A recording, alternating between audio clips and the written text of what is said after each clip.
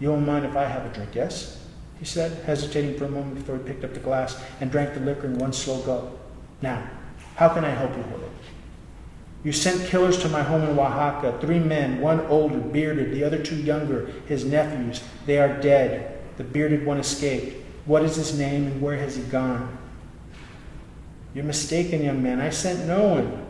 I moved on him quickly and forcefully, the gun barrel jamming across his wrinkled brow. I could smell the sebum rising from his graying curls, greasy and stinking. Yes, I have dealings with some rough types, unseemly types. Yes, there's a war on. Times like these, but I never sent anyone to kill your wife and child. No one to Oaxaca. I deal in land, not murder. You'll tell me, I said. Help me, he said, alarmed now, sensing that things were getting out of his control. Your name?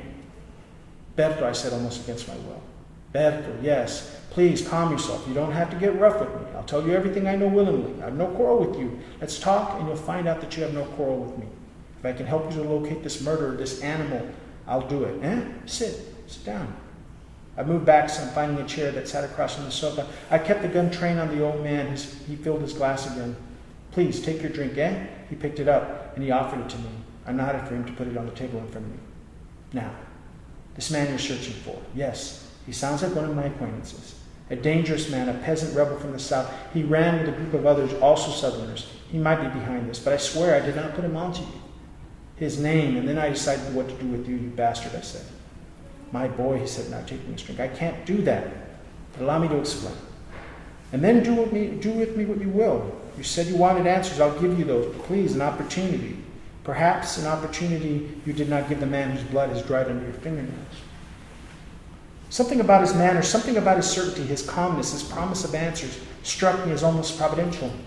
No, perhaps not providential, but possibly a chance to understand perverse wisdoms, an education in depravity. Very well, I said, taking up the glass he had poured for me. We'll have a drink. You'll explain things to me. You'll give me answers. But should your woman return with someone, I'll shoot you dead before they step through the door. I hope she isn't very loyal to you. She? No. She isn't in the business of being loyal, to put it politely. If you told her to leave and to stay away from our chat, I'm quite certain she'll not be returning to disturb us. Pour me another drink, then. He did so, also pouring himself another, his third, gulping it down as he had the first 2. May I smoke, he said. I nodded, and slowly, making a show of his gingerliness, he opened his coat to reveal a group of cigars. He took one out, cutting it and offering it to me. I shook my head. He brought the cigar to his mouth and lit it with the match from the table on which a bottle of tequila in his glass sat. He puffed on it with a display of satisfaction, blowing the smoke out as he settled back into the sofa.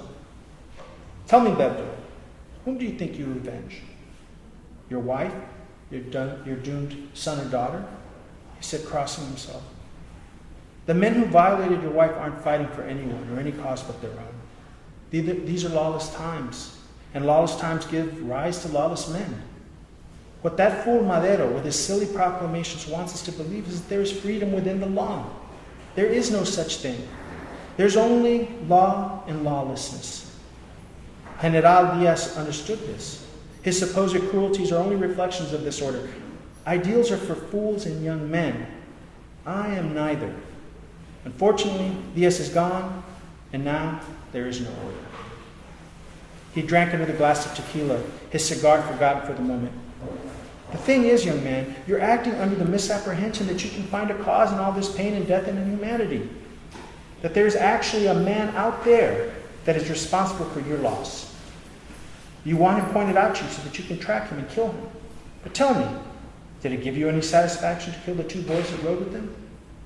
You don't have to answer that for me. I'm an old man, have lived through wars and rumors of wars, have seen terrible things done to people, have lost dear ones in this year.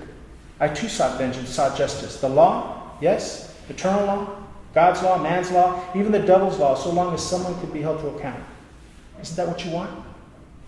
But tell me, young Berto, are you operating under any law other than the one that you've instituted? You are lawless and a frenzy to kill and maim, no? These men you seek did the same. They set out to rob you, to steal from you everything you own. But this is happening everywhere in this godforsaken country. The rich families in the city have controlled life here for many years. They swear that their laws reflect the natural order. Others disagree, no? But what did the rebels put in place? A new order, an order of the gun. What is more natural than that? It's the same, the strong taking from the weak. There's no purity and there's no end to the revolution. Cortés killed the Aztecs. Hidalgo killed the Spanish loyalists. Diaz stole from and tortured the Indios. And now Villa and Zapata and Obregón killed Diaz loyalists in the name of the people, and the people, illiterate and helpless, always suffering the weight of the lawlessness of everyone else's laws, fight or flee, scared witless. Those aren't answers, I said, gesturing for the bottle. He put it on the table and I told him to fill it. Those are arguments, philosophical bullshit. They won't do you any good, old man. They won't buy you your life. My life, the old man answered. My boy, it isn't my life I'm trying to spare. I've told you, do with me what you will after I've said my piece. I'm an old man. You're correct. I only have months to live at that. You'll save me from the cancers that eat my bones. I don't give a whit about my final days. Give them or take them. That I leave to you. He took another drink, this time more slowly, his voice beginning to slur some. I too had begun to feel lightheaded. It's your life, he said. Your life I try to spare. I see what you've lost. I understand what you've lost. You've brought me news of my own losses this very day. My grandsons are dead by your very hand. 2 young boys, their own father dead since they were children, innocents until they were lured away by the honeyed words of their uncle, a supposed rebel. I don't believe you, I said, not a word of it. Yes, but it's true. I speak to you as a surrogate father, from an old man who recognizes in a young one the will to act, the ability to face the unknown, of bravery, but also of impending doom, of the inevitable pitfall of hatred and vengeance. This idea that you have of revenge, it's pure emotion, fed by the idea of justice, as if there's a balance sheet written on high, as if you are somehow called by the great accountant to settle the scores. It won't work that way. God help you. Few intellectuals, people who think they know better, who refuse pulque for wine, sit around and argue about the ideas of liberty and freedom.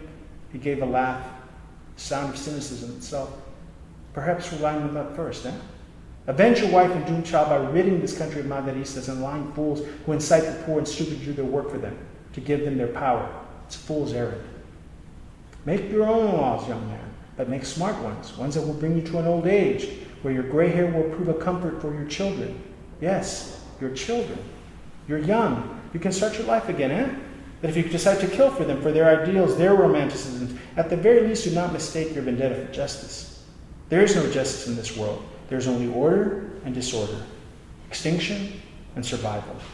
There is a decision to make peace for oneself at whatever cost, or there is only the gun and the rope beckoning. Don't be fooled. Don't continue in your pursuit of this justice which you seek. He looked at me, and he tried to put on a kindly fatherly smile as he found his cigar again, its half-burned ashy, filthy cylinder ready to drop into his shirt. The poisonous snake, blind when it sheds its skin, strikes at whatever passes, he said. Such a creature is deadly, yes, but it does not mete out justice. It isn't capable of judging, only of killing. I struck him where he sat, a sharp blow to the mouth, his smile now mocking me as he sat on the floor, the chair upset, the table overturned. He looked somewhat surprised, and anger burned in his eyes. The smile, now bloody, oozing with spit, the cigar crushed. Slowly he brushed the ashes from his chin, his fingers raking his beard and then sweeping his bloody lips. He spit on the drapery. Yes, he said, yes, I see.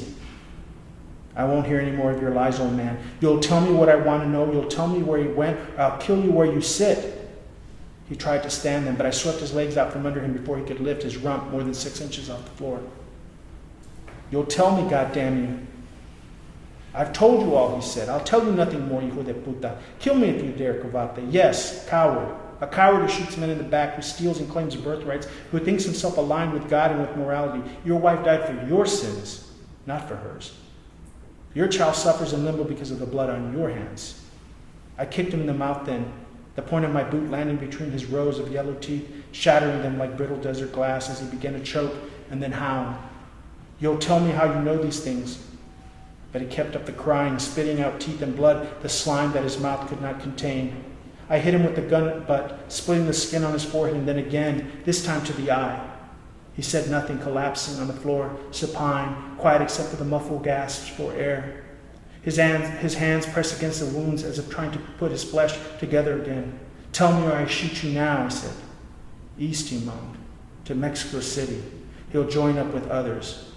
I backed up some, watching him closely as I picked up the bottle of tequila that had not broken in the tumult.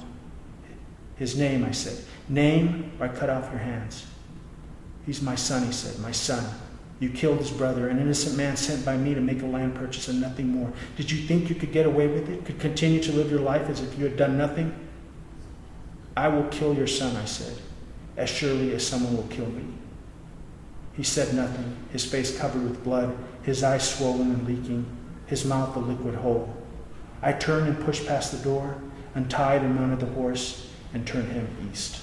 And that's it. Thank you for coming.